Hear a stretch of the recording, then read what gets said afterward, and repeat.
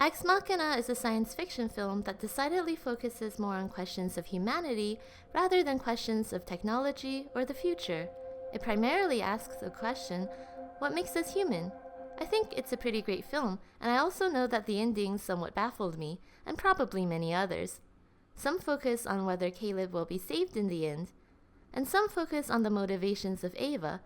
Why does she do what she does? And is she finally free? I think the key is to take a close look at the closing image, and actually, cliche as may be, compare it to the opening image. Again, I'm not really going to do a plot overview because I assume you've already watched the movie, so straight to it. After Ava finally escapes and goes to that traffic intersection like she always wanted to, I think it's a very interesting choice to film her reflection on a pane of glass, rather than, say, point the camera directly at her.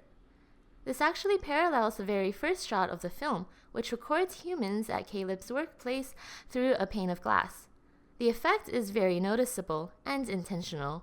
Immediately, a connection is drawn between Ava, the artificial intelligence robot, and humans. But what's the connection? Well, throughout the film, there's a conflict between the ideas of programming and free will. The question is not whether the robot truly feels attraction or only pretends to through programmed actions. The question is whether the robot's feelings of attraction are programmed or innate. And Caleb is obsessed with figuring this out.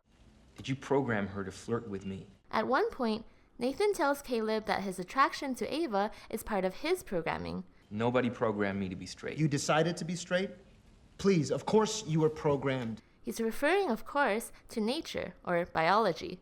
At one point, Caleb states that if Nathan has really succeeded in creating consciousness and intelligence, that's the history of gods. This implies that human consciousness and intelligence were programmed by the gods, or as I prefer to see it, nature, in the form of genetic codes, etc., which again draws a parallel between humans and AI. One really interesting thing about the screenplay that adds a lot to this theme is that none of the characters really change. I mean, Caleb develops a crush, but I doubt he was unable to develop one prior. This is really surprising because in most films, at least one character would have to round out his character arc. But in Ex Machina, the thing that changes is not the characters, but rather our perception of the characters as new information is revealed. And new information has to be revealed because everyone is lying. Nathan, Ava, and Caleb all have the very human ability to manipulate others for their own gain and according to their own desires. In fact, desire is so vital to consciousness that Nathan is unable to imagine consciousness in absence of sexuality, which is why Ava takes a female form. What imperative does a gray box have to interact with another gray box? Can consciousness exist without interaction? Anyway, sexuality is fun, man. If you're going to exist, why not enjoy it? Having all female AIs all conventionally beautiful was probably great for the producer, but it's also a reflection of Nathan's desires. Even Caleb, who does have a degree of empathy for the AIs, is also rescuing Ava partly because he wants her. I think it's not random that there's an intimate scene with Nathan that's truly happening in the external world, and an intimate scene with Caleb that he's imagining in his internal world. At some point, Kyoko tries to have sex with Caleb and he refuses. Yes, he's partial towards Ava, but I think there's also something deeper at play. Nathan and Caleb are set up as foils for each other. Nathan is a brilliant programmer who is, against stereotype, very in touch with his physical pleasures. He drinks copious amounts, keeps a sex servant, and is generally animated and impulsive. Caleb, on the other hand, suppresses his emotional expressions, partly because of the employer-employee relationship, but also because of the trauma of the car accident. He focuses on systems and how things work.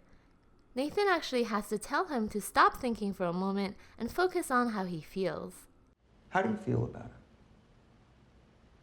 Nothing analytical. Just, how do you feel? So it's no surprise that Caleb's sexual feelings are expressed inwardly through fantasy. If Caleb represents logic and intelligence, then Nathan would be intuition and instinct. There is something almost animalistic about his behavior. Indeed, when things go wrong, he's the first one to turn to physical violence. If animals are slaves to their biological programming and machines are slaves to their code, are humans the only ones that are free? Ava spends almost the entire film in a glass cage, trying to escape, and I doubt it's a coincidence that she's reflected in glass in the final shot. This is where the intelligence in artificial intelligence comes in. Humans differ from animals and machines in that our intelligence lets us write our own code.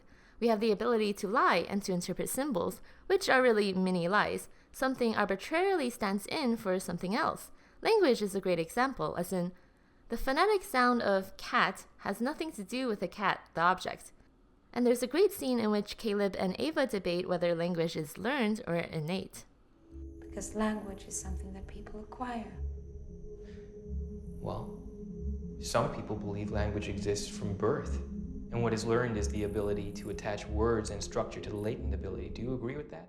Intelligence is the ability to grasp and synthesize symbols, which Ava demonstrates through her increasing understanding of the images she collects. When she leaves her isolation for the social world, she must don a human suit.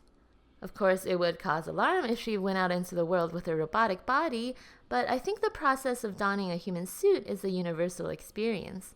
We're not born human. We have to learn the appropriate behaviors of our time, like wearing clothes, doing your hair, to survive and function in society. So, has Ava achieved true freedom, or has she simply moved from a smaller fish tank to a bigger one? Does human intelligence grant us more freedom, or are we slaves to the societal codes that we ourselves created? Thanks for watching. Hi everyone, I'm Calypso, and thanks for checking out my channel. Let me know in the comments below what you thought of the movie, because I love doing these interpretations, but I know sometimes I see connections that are not really there. If you like this interpretation, please check out this other video that I did on Dogville. I think there's some similarities between the two analyses, although the two are obviously very different movies. And if you like the content, subscribe, because I do videos every week. Thanks.